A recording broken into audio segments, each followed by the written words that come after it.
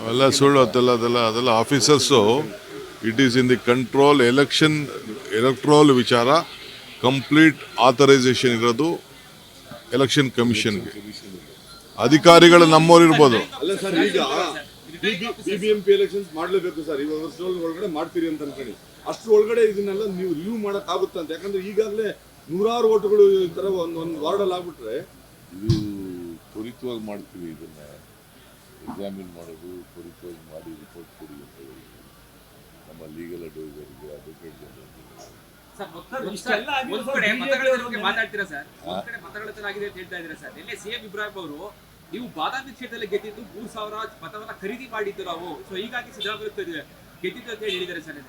ಇಬ್ರಾಹಿಂ ಅವರು ಭಾಷಣ ಮಾಡ್ತಾ ಹೇಳಿದ್ದಾರೆ ಸರ್, 3,000 ಓಟ ಖರೀದಿ ಮಾಡಿದ್ದು ಅಂತ. ಇಬ್ರಾಹಿಂ ಏನ್ ನಮ್ಮ ಪಾರ್ಟಿಲಿ ಇದ್ದಾರೆ ಅವರು? ಅಲ್ಲ ಸರ್, ಜೊತೆ ಇದ್ದವರಲ್ಲ ಸರ್ ಅವಾಗ. 2018 ಚುನಾವಣೆಯಲ್ಲಿ ಅವರೇ ತಾನೇ ಜೊತೆಯಲ್ಲಿ ಬೇರೆ.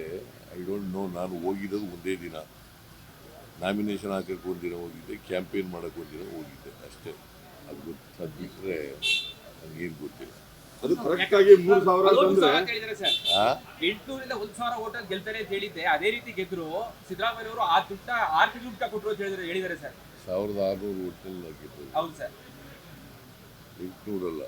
ಅಲ್ಲ ಅವ್ರು ಹೇಳಿದಂತೆ ಸರ್, ಅವ್ರು ಗೆಸ್ ಮಾಡಿದ್ರಂತೆ. 3,000 ಓಟ ಖರೀದಿ ಮಾಡಿದ್ವಿ ನಾವು ಸಾಲ ಮಾಡಿ. 6 ತಿಂಗಳಾದ್ಮೇಲೆ ಸಿದ್ದರಾಮಯ್ಯನವರು ಆ ಸಾಲ ತೀರ್ಸಿದ್ರು ಅಂತ ಹೇಳಿದ್ದಾರೆ. ಭಾಷಣದಲ್ಲಿ ಅವ್ರು ಹೇಳಿದ್ದಾರೆ ಸರ್. ಇಲ್ಲಿ ಮೈಸೂರಲ್ಲಿ ಸರ್ ಭಾಷಣ ಮಾಡ್ತಾ ಹೇಳಿದ್ದಾರೆ. ಗೊತ್ತಿಲ್ಲ ಸರ್. ನನಗೆ. ಇದು ಹೊಸ ವಿಚಾರ, ನನಗೆ ಗೊತ್ತೇ ಇಲ್ಲ. ಇಬ್ರಾಹಿಂ ಅಲ್ಲಿ ಇದ್ರು ಪಾಪ, ಅದು ಬೇರೆ ವಿಚಾರ.